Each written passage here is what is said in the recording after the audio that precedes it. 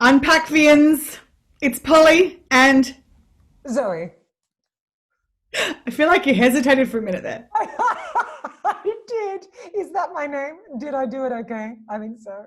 Check. Is that your name? I'm super full of excitement today, Zoe. Do you know why? Tell me, tell me. Because we've reached peak Unpacked. What does this mean? Well, it means that after us rumpusing around, thinking for so long, we've had one of our Unpackvians come to us and ask us to do a video for them. And the crowd goes wild. I feel like the user generated, co designed content is my favorite thing in the whole world. And this is a really beautiful question for us as well. Well, it's a series of questions on one of our favorite things. So it's like double down on the win win of the delivering on our promise.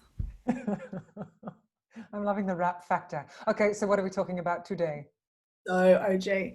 So, one of our beautiful Unpackvians, who is a regular watcher of the segment, had a discussion with her team at work, and she's come back and she wants to us to talk to each other and to you today about Vault. I love it. And What, Vault what, is, what is the vault? Should we start with that? let's. Oh, Well, yeah. what is it? It's where I put you after the recordings. It's where I live, people, in a small box with limited air. That's why she's got that beautiful pale complexion, because she's in a vault. So the vault is a thing which actually is, it's very close in my set of top five values, which is the capacity for us to keep secrets and to keep confidences to ourselves. Secrets kind of sounds, I think secrets has got some freight, but it's that idea that if Zoe comes to me and tells me her deepest, darkest thing, that it sits with me and in me, and I don't feel compelled to pop it on Facebook or go out and tell everyone I know, oh, hey, do you know what Zoe told me? It's about being able to hold a confidence and hold a truth for someone else in a way that's incredibly safe. Now, this is really critically important in our whole lives, but this request has come in from a work group, and we've talked in other things about that idea of when it's okay to hold confidence and when it's not okay, and it's pretty much all the time it's okay. But we've got a series of questions for us to respond to. But before we do that, Zoe, what's Vault for you as something that I know is important to you as well? I come from a big family, so vault was fairly important early on, and it's something that I've always deeply valued. And it's always kind of blown my mind when someone betrays somebody else's confidence to me, because the primary information I get there is, oh, you're indiscreet. I can't trust you with my information. That said, as we unpack the questions, oh, look, it's a pun. As we unpack the questions, I think there are times when it's good to look at, because it's complex. This isn't just black and white. And there are times when, so, I mean, the law is involved in relation, there are legal issues around it, but there are moral issues, and then there are safety implications. And then I think we should also look at it historically, because back in the day when we were tribespeople, hunter-gatherers, we had to share information with each other. Otherwise, we were running blind. We had to do that to keep safe. So I'd like, and I know we'll do this later, to also talk about motivation. And if your motivation is good, does that mean that breaching vault is okay? And Well, spoiler alert, I don't know. yeah, Let's go. I just cut you straight off. So I was going to, that's the pretty much the first question in Is this it? message we got. So I thought you'd been all savant about it. But sorry, I'm sorry I cut you off. No, but I just love that you just called me a savant. Do it again. So, do you need to finish that sentence that I just read No, you? no, no, because ask the question and then we can be more specific. All right, so question number one. If positive intent is driving sharing what isn't mine to share, does that make it okay? So over to you. Well, I'm gonna answer a little bit of that, and then I'm gonna flick it back to you, because the answer is not necessarily. Absolutely not. And with all the stuff that we are looking at, we've got to be as sober and aware as possible. So what is your motivation? If your motivation is that Sandy comes and tells you at work that she is going through a terrible depression, and your motivation is to spread that around in the staff room because you love her, uh, that can be misguided. But I do want to throw in a strange caveat here. Actually, is it a caveat? I'm not sure that's the correct word. Where a friend of mine has a husband who has cancer, and and he's had cancer for 5 years. And in the beginning, his diagnosis was very dark. It still is serious. And she told a group of people and asked them not to repeat it at work. And then over the period of years, she's aware that they have, and she's grateful that they have done. So that's an interesting one. So what would you say to that, Paul? Yeah, look, I would say really, and good points to bring up that I'm looking forward to circling back to around historical context. But context is everything. I'd also want to note that your intent isn't the only intent, and intent is also perspective, and intent is historical. So you might think you have the best intentions, but unless you've interrogated them as to what is driving your motives, you can't be really clear that that's the right thing to do. So for me, um, what's not mine to share is always, if I've said to you, please don't tell anyone this, at the time I've said that to you, my intent has been for you not to tell anyone that. Now, that's it's a pretty clear message. So if someone shares, and this is how I approach it. I won't put it in that if someone shares over their basket. When someone comes to me and shares something with me, I will assume it's in the cone or in the vault, but I will say to them, is this information for sharing? Is there anything you'd like me to do with this information? Or is this just for us? Very, very clear. What's okay for you, what's not okay for you. And so that gives them an opportunity to also say, oh, no, I don't want to tell anyone. Or to have a moment of reconsideration, but would maybe people be able to support you if they knew what part of this might you want to share? So in the case of your friend, it may well have been at the time that there was reasons that it felt very close and it wasn't to be shared. But time and experience and lessening of the impact of what's just happened can often make it a thing that you do want to share, and then it becomes part of vulnerability and support. But that has to happen with consent. So I would look at consent, not intent, because I just don't think there's fidelity in our own intents, because unless we're a super clear channel, we don't really know often what's driving that. I think that's And you absolutely know bang what the on. way to hell's paved with, Zoe? Oh, what? Good intentions. Probably Yeah, gravel, really sharp gravel and Lego bricks. yeah, true that. True that. I think so integrity, to be in clear integrity, if there is such a thing, it's to, when somebody asks you to hold vault, you hold vault, and you never assume that somebody else's information is yours to give under any circumstances. But let's dig in more to that, because let's talk about why we're indiscreet, or why we share, or why we gossip, because as animals we are hardwired for that. And what I yapped about at the beginning, it's to do with our safety and to do with community building. Historically it has been, so that we can say, in a community, and we've seen this where we haven't protected our own, say our young, from sexual abuse, where there are cones of silence within religious structures, that the speaking out is at times very important, and that takes immense integrity. And that isn't necessarily your information to tell. So how do we get around that, Paul?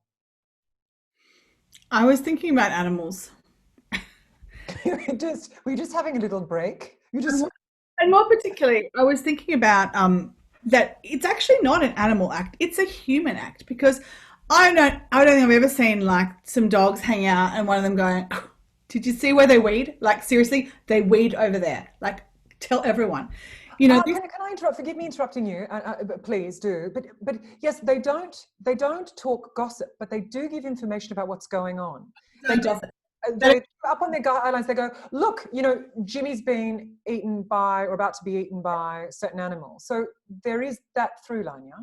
But what I'm talking, yeah, and I'm talking about that they don't do the thing that we do, which is probably where I jumped ahead to in my mind of information sharing for power over, Totally. or power around. So, and I think that's gossiping rather than we're really transmitting clear information. What's the need to know here? Which animals do beautifully because they work as a collegial pack with everyone works for the bigger, greater good of the whole, which is, as you said, that was our earlier community involvement. Now we're all individual, I, ego, this is mine, that's yours, don't touch what's mine. Information becomes part of that ownership. And we use it like we use other things as a weaponized tool. So I've now just gone so far sideways from your question. I think, but this is why it's so great to unpack this, because it is complex. Yeah. And there are reams written on gossip, and gossip is such a gross word, and no one wants to celebrate gossiping, but there's a reason that we talk about other people to the ones that we love, to make sense of the world, to make sense of our own mores, our own morals. And then I think it is interesting to talk about motivation, because if it's about grinding somebody down, that's a problem. But there is also a human impulse to, I mean, you and I are fascinated by other human beings, but we're very careful and we police each other about how we speak about other people to each other, for example. But look, can I add a story that a Jewish friend of mine told me on the weekend, because I was asking her about Volt, and she said this amazing story, and I wish I could say it in Hebrew, that there's a term in Hebrew called the evil tongue or the bad tongue. And it's not exactly what you would think, those of you that don't know about this. So when I heard that, I thought, oh yes, well that makes absolute sense. It's a mighty moral religion. It's, you don't talk slap about other people, you don't talk down to other people. But actually, in the evil tongue or the bad tongue, it's you do not speak about other people at all, unless it's pure fact. So for example, I wouldn't say to you, I find Matilda so brilliant. She was so brilliant when I spoke to her, because it could make you feel bad, and then I'm drawing you out to have an opinion about a person. So that whole idea is, the whole thing of speaking bad or good is cauterized. And I find that incredible and fascinating, but also personally, as Zoe, challenging, because I'm someone who loves to celebrate beauty and wonder in people and say it out loud. And this is, you've brought us tantalizingly very close to the next question. I love the way you're doing this. Call me a savant. Call me a savant.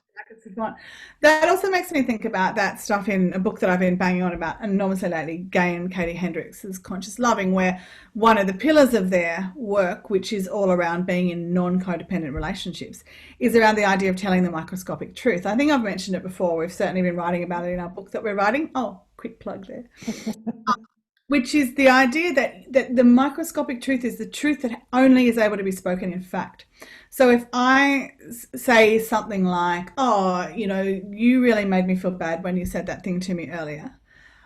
The microscopic truth is, Zoe, I had a reaction to what you said, which felt really awful. My body was really tight. I got a real pain in my chest. And I realized that I was having a real reaction to that thing that you said.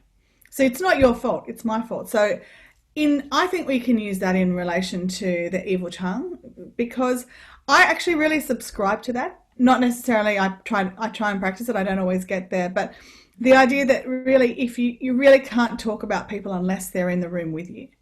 So, but I think you can get around that in terms of, if you're saying, oh, Matilda was really brilliant, you're still making up a story because it's just your perspective. So the microscopic truth of that would be, I find Matilda's mind brilliant.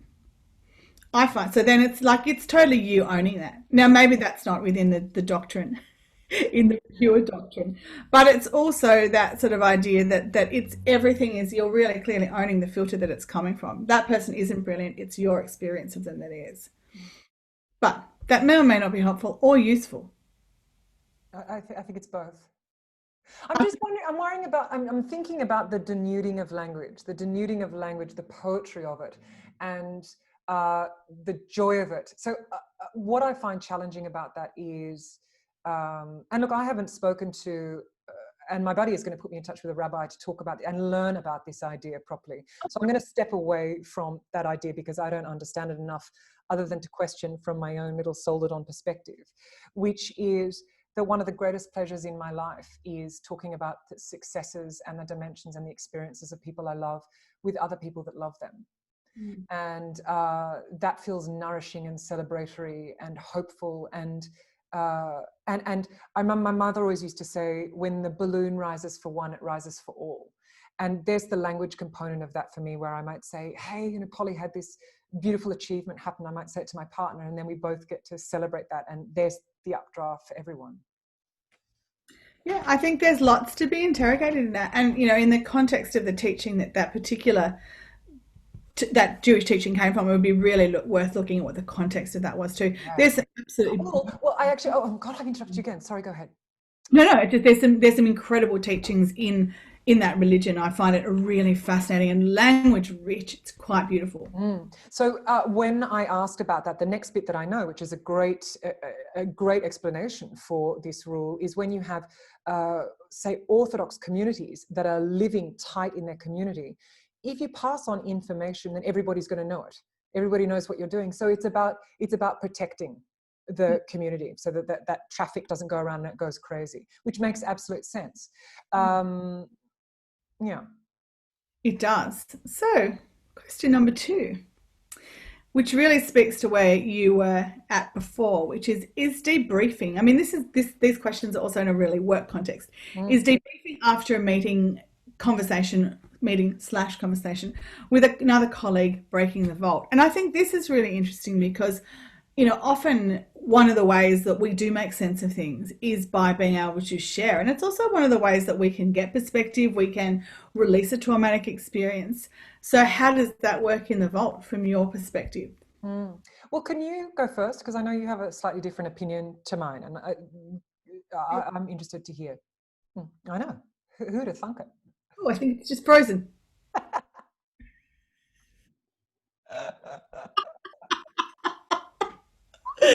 Um, I have to take it back to consent because in a work context, there are certain things which I would want to debrief and I would want to pass up the line, even if I'd been asked to make them confident, and I would have to say, I can't keep this confident.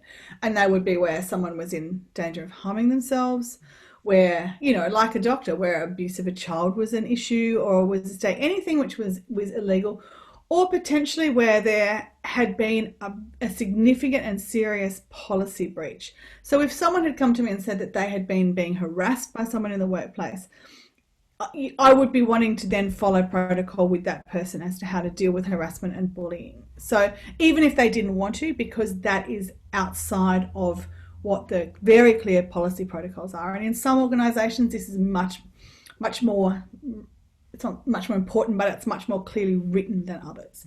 And those protocols you have to follow. You can't just brush something off, or you can't just say, oh, let's see how it goes. So in relation to whether I would want to action something or whether that's more serious, if it was just about me feeling that like I couldn't carry the burden of knowing on my own, I think I would have to be very clear that I had consent to do that. And otherwise, if I was going to talk about it, I would have to anonymize the absolute shit out of it and speak with someone who I knew had no knowledge or contact with that person. Which makes me, just before you jump in with your incredible thought that's been fomented. Hear from me, the savant. The other thing too is that there's a relationship in disclosure and in conversation. And we need to be very clear when we're disclosing to another what is landing for them and whether this is in fact information that we can spend more time with in ourselves before we just get onto someone. Because if someone comes to you and tells you that they've got cancer or they've been abused or something that's a really big thing, it might be highly traumatic. And also you're in a position where you don't know what to do with it and you don't know how to work with that person. And there's an impact of psychological trauma and danger on the recipient. So I'm quite careful as to when I disclose and how I set up the disclosure. And I guess it's like in our workshops. We don't just go in and all guns blazing, like everyone spill your guts, it's all going to be amazing. Let's talk about shame. It's like we build a safe container. So when you're in a disclosing situation, remember that it's two-way and that a safe container needs to be built. But I'm not really getting to debriefing. So as I said, for me, I'd have to, if it's too big for me to hold, I would have to work out whether I would either need to take it to someone else because of the bigness of it, or whether I needed to be able to anonymize it so much that, and I'd also have to think about, realistically, the question is, what is it that I'm debriefing? Am I pissed that someone's given me something I didn't want to hold on to? Am I shocked because it's triggered something in me and I don't know how to handle it? What is so hard about sitting with the information? And that's probably the question I'd be asking first. Can I just hold this in love and empathy for the person that's told me? Have I offered them a pathway for action? Is action required? So I think with debriefing meetings, it's around professionalism. And professionalism doesn't include gossiping or venting or back channeling. So if you need to gossip, vent or back channel, because we're not all the Buddha or Jesus Christ. Find someone who is out of your work environment. So my husband is very strong on Volt. He is an exceedingly kind person. So he's a very safe person for me to have conversations with that will never go further, a space for me to vent and explore what I feel, where I felt, where there's someone that's driving me nuts. I used to work in an organization where there was a woman there who just really triggered the shit out of me. And I couldn't hold it. It set me on fire. But I wouldn't have dreamt about speaking about her at work because I would have just been recruiting people into the drama that I was creating. So it's always that thing of what is your motivation? If you are trying to discharge hurt or discomfort in yourself, keep your mouth shut. That is not professional. Take it somewhere else. Take it to your therapist. Go for a run. Journal it.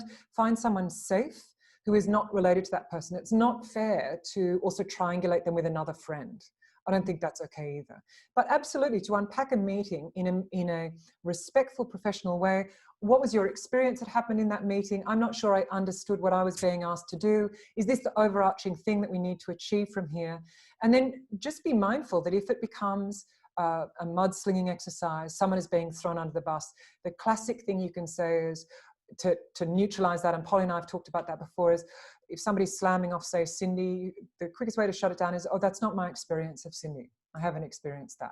And it's a beautiful way of getting out of it without coming across looking like a self-righteous prig. No one would slam Cindy. No, Who would? no, it would. The greatest human ever would. Yeah. I really think that I'm curious as to what part of us has a difference of opinion on this, because I'm so 100. Well, the story I was telling myself was that you were absolutely no, that there's a no to the unpacking post meeting, and I am more, which obviously I've totally fabricated because I'm a terrible liar. Rigid boundary. So I'm more in that space of, yes, absolutely. We are communal creatures. We are herding creatures. There is groupthink. It's that classic thing of when there's a crime, the police officers ask 50 people and there'll be 51 versions. So I am all for, what was your experience? What's the timeline you're working to? What has been your experience of working with Paul before? But it's totally different to say, I think that Paul is a moron and I hate his trousers. What about you? That's not unpacking what happened in the meeting. That's recruiting to sit in a negative space out of integrity. I also really think, and possibly your opinion of me is based on this other truth that I hold, that I think in the purest form, I spend a lot of time not debriefing because I'm spending a lot of time internally going, why do I feel the need to say this? And I often catch myself going to say something to someone or going to write a text. I spend more time deleting texts these days before I post them than I do send them, because I have to ask myself, is this kind? Is this necessary? Is this doing anything other than getting a cheap laugh? And I love a cheap laugh. I'll do a lot for it. And that often is at the expense of situational comedy. And someone's always thrown under the bus in that. So if I'm coming to you after a meeting and going, oh, I just had a meeting with John, what is the next thing that's going to come out of my mouth? And why didn't it come out of my mouth in the meeting? John, I don't really understand what you're asking me to do. Or John, I need to talk to you about the way you're speaking to me. This might not be the time to do it, but the way you speak to me, it makes me feel like I'm less than. Most of the time we are recruiting. We're recruiting people to our opinion to make ourselves feel better about something that happened in that meeting. So what is the debrief for? If it's not purely for passing information, met with John, he asked me to tell everyone that we've got a meeting because we're going to do this next week. So I just think a lot of the time what we see as trying to make sense of is trying to understand our own issues through someone else. I completely agree. But I really find myself shutting up a lot now because I want to say something and then I realize that I'm self-aggrandizement. I'm making myself feel better. I'm making myself feel smarter. And it's always coming from a place of lack and need. And that's not a place that's kind and compassionate and empathetic for me. So you're probably completely right. My answer would be, why are we doing this? I think so. From my experience, the too much talk is around trying to create a narrative that's more comfortable for me to live. Yeah. And that's what I need to be careful about. That's what I recruit for, Is this the reality? If I tweak it this way, of course it's not conscious, but it's subconscious. And I will often do it with humor as well, Paul. So I have to, well, I have to say your cheap laughs, I love them so much. And people don't get thrown under the bus. You are the funniest person I know. So I think it's also, I think it's really valid to be able to say to someone, I'm having an issue with Tony I had in the meeting. Could you come back into the meeting with me because I need to have a difficult conversation with him and I'd love some support. I think that's very different to, I think Tony is a troglodyte. The other thing is that classic Abraham Lincoln quote that I love, where he says, I don't like that man, I must get to know him better. So where is the charity? So for me, as I'm getting older, and I used to have a sense of power going, that person's not for me, that person's not for me, that person's not for me.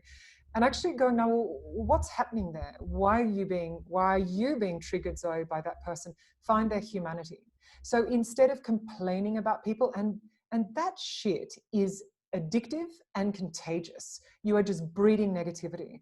And I don't want to bring that into space. So there are people that I want to more than others, and those that I don't, I work doubly hard to deliver respect there into that space. And I also find that I so increasingly am uncomfortable with people talking about other people, gossiping, all that sort of stuff, that I'm not really interested in that. I've spent very little time on social media now because I'm not interested in the comments and I'm not interested in what I'm seeing in the interactions. And I know people really love it, and I'm not judging other people for that, but I don't want to be in situations where I'm being called on to judge or to make comment. And if I'm constantly looking at a stream of things, I'm just judging. We've talked about this in our judgment video, but for the mental hygiene for me to try and stay in a place of loving kindness, working out of heart energy, that's my project. It's not anyone else's, but I'm going to try and do that as much as I can without being lured into other places. I really agree. And then the simple question I ask myself is, these words that are about to come out of my mouth, are they building or destroying?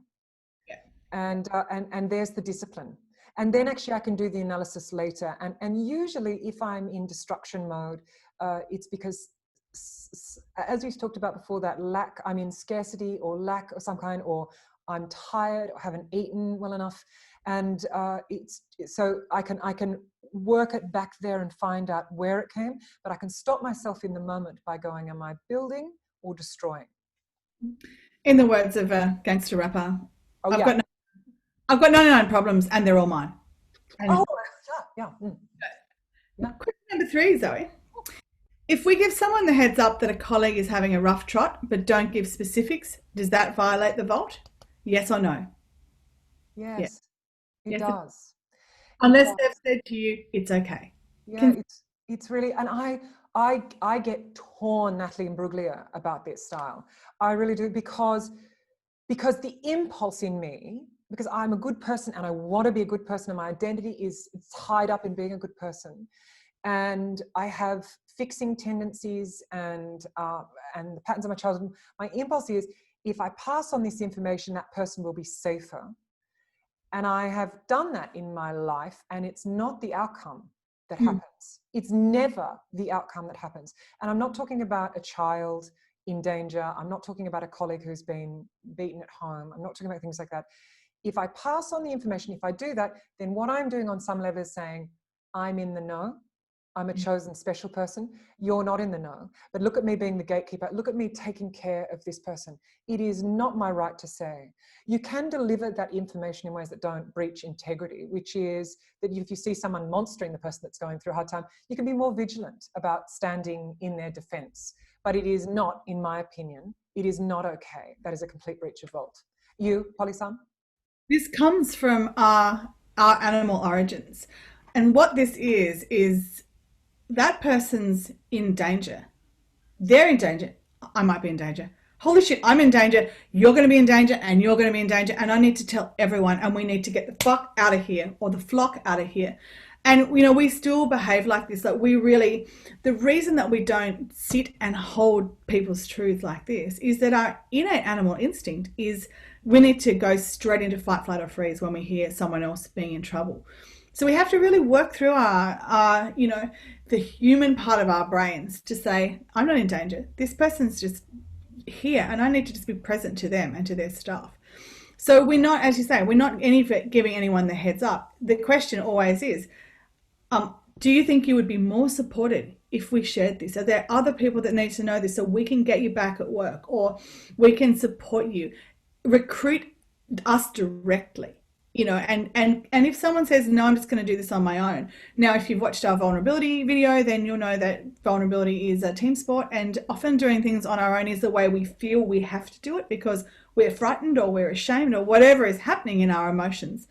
So the thing to do as a good friend and colleague is just to stay with their truth, but to help them and, without pushing them, come back and ask them again periodically.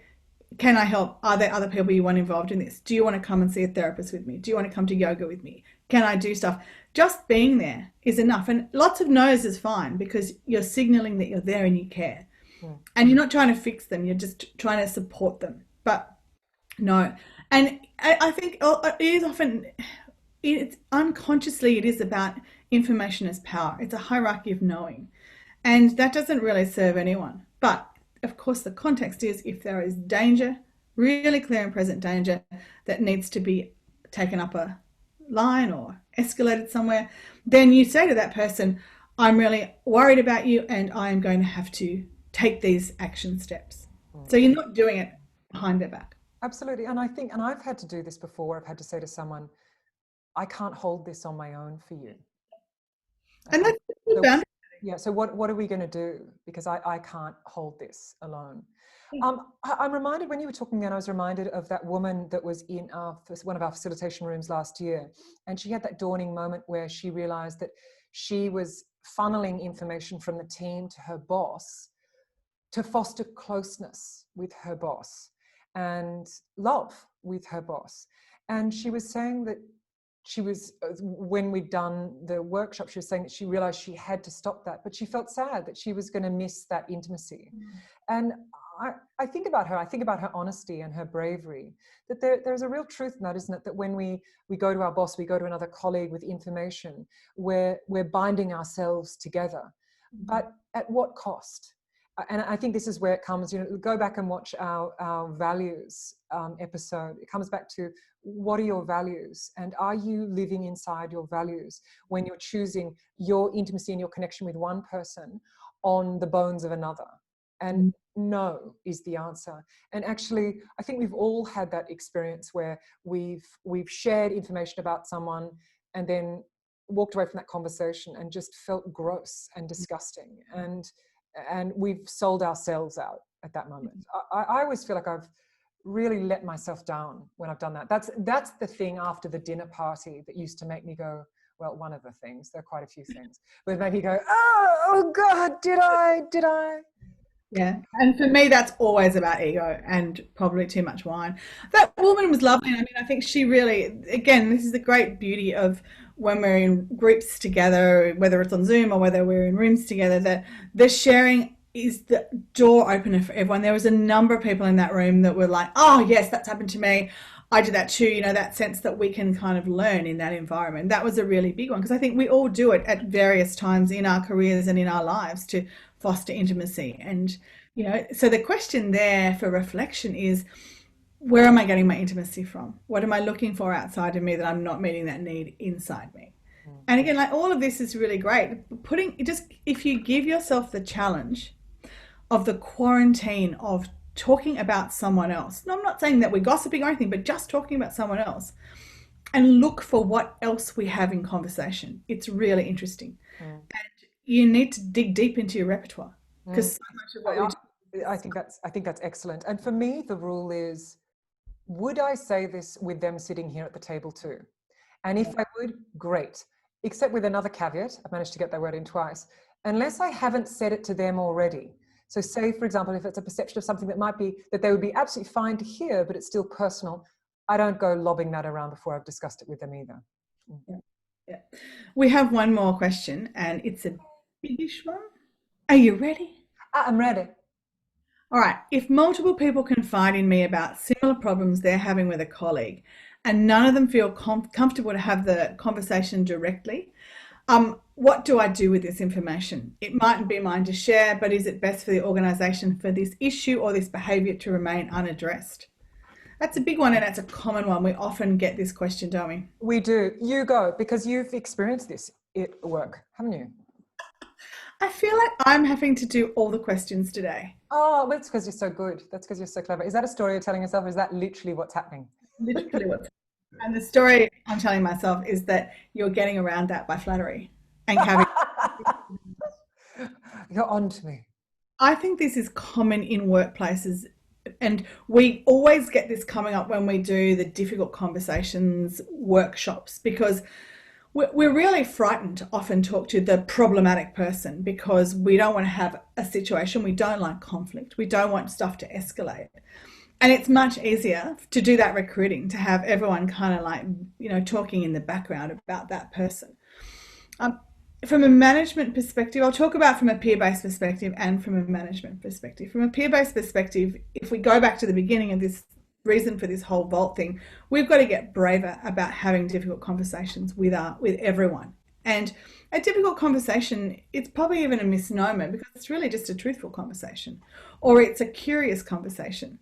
And when we deal with stuff straight away, if you've done it to me 5 times and I haven't said anything, then it's much sort of harder to kind of bring it up than it is at the beginning, because it's like, oh, but I've been doing this for months or years, or it's the way we do things around here, which is a common kind of cultural thing that we get stuck with and we can't get out of in the workplaces. So as a manager, I would always potentially reroute people back to finding a way to have the conversation and coach them into that. That's part of your job, is to coach people to be able to have these sort of conversations.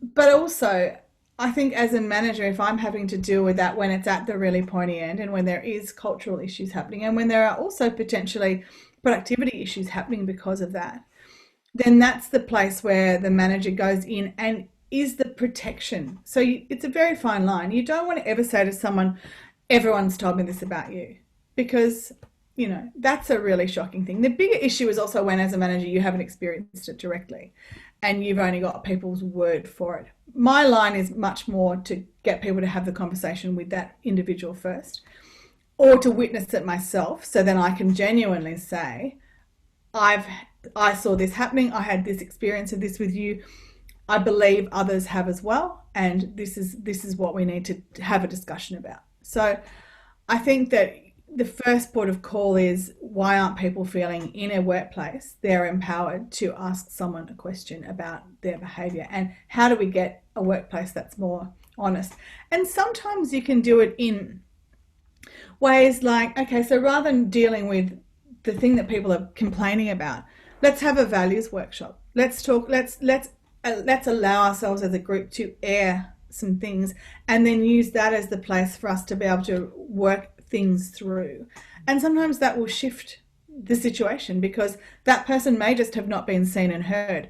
If we're always coming from the perspective of ourselves and we're not thinking about what is driving that behavior, people don't come to work to be assholes. They don't come to work, they don't have bad attitudes because they're born like that. They have bad attitudes because they've been traumatized and they've had terrible situations where they haven't been seen, heard, treated well, treated compassionately, any number of things.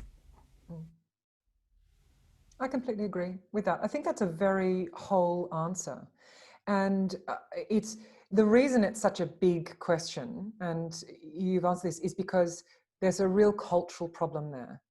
If you've got multiple people coming to you and they're not prepared to speak to a third person about an issue, then other work needs to be done. It's a band-aid situation to go and sort that out. And as you say, Polly, I mean, I've been brought into organizations to have that conversation because bosses and whole companies haven't wanted to have it. And then I've sat with that person and I've had a questionnaire where over 50 people have identified a specific behavior. Say, for example, that person arriving late at work, and that person has sat opposite me and said, that is not true. Where can you go with that? So it's much more. And so say, for example, with that client, where we went into was what was going on in the company, where everyone could gang up actually against one person. And in the end, it was they needed to move the rock. He didn't fit in. It was what actually irritated people was that he was arriving and that he was bringing his breakfast and then he was having his breakfast at work. So he was arriving at the right time, but no one would have the conversation with him about that. So I think Polly is absolutely right. It's talking about, it's exploring difficult conversations. How do we speak the truth? It is this pathology that we all have of wanting to be perceived as nice. And we so want to be perceived as nice that we're not being brave and having honest conversations. And we're happier back channeling and gossiping and repressing. That's not the behavior of nice. That's actually dishonest and out of integrity. So it's the difficult skills of the easy skills of difficult conversations. Yeah, and I mean, I think there's lots of ways, but it's a coaching issue if from management, and there's lots of ways that it can be dealt with. And the first one is just to pour on some love. You know, I've been in a lot of different situations in many different organizations over the years where there's always the person that everyone's like, oh, that person's grumpy or they're bitchy or they're whatever. But rather than saying that, they could be saying that person's afraid or they're tired or they're anxious or they're being abused. And this is how they're being in the world. This is their armor. And so if we just see that as armor, and we know that taking off armor is something that needs to be done slowly and with a lot of trust. You can't assume what you see in front of you is ever anything but an enormous continuum of symptoms of the world around us and the suffering we experience. And it really shifts if you're not in that place going, that person's just difficult. If you're in that place going, that person's in pain, our nature is generally to care. And it really shifts things. And even if you don't see change straight away, the energy around it is going to change. And you feel that in cultures. So I think, again, in cultures where people abrogate responsibility, they want to put it up the line in a bureaucracy to make it someone else's problem. It's not someone else's problem. It's everyone's problem. And unfortunately, if it's everyone's problem, it's no one's problem. So someone has to take responsibility and be backed into doing that. But as you say, it's a much bigger cultural issue than just someone's problematic. Someone's problematic, someone's unhappy. Someone's problematic, someone's poorly managed. Someone's problematic, someone's in the wrong job. Or there's something, and that's the real question. I agree. Look, and there's the last dash that I just want to drop in with an eyedropper from above is there are very strict laws around slander, right? And it's interesting when you look at that. You're not legally allowed to talk slap about someone that could defame them. And yet some of the conversations I've had in staff rooms are scandalous, where they're a destruction of another person's soul. And so I think it's sort of interesting to think about that too. So we've had to put it in law to try and protect ourselves from our impulse to tear other people down verbally. And what sort of person do you want to be? And do you want to be in fear, or do you want to come from love and generosity? And the latter often requires keeping your mouth shut. And the former involves a lot of work, and you are in that same dance with that person or that situation. But we're so grateful for these questions. If you have questions for us to unpack, we're on it. And for the beautiful unpacking who sent that in, I hope that's helpful for you and your team. We're happy to take follow-up questions and reference back through the series. If you've just come in on this one, there's a whole heap of other unpacking that you can do with us. Zoe, thank you for your time. Thank you, Polly. I'm sorry I interrupted you twice. I'm sorry I had to answer all the questions. You didn't. You didn't. You did! Bye-bye, our friends. See you in the next video. If you're looking for us, we are pilotlot.co, not .com. You can find us on YouTube and the interwebs and LinkedIn. And we hope you have an amazing time until we see you again. See you in the next video. Bye-bye.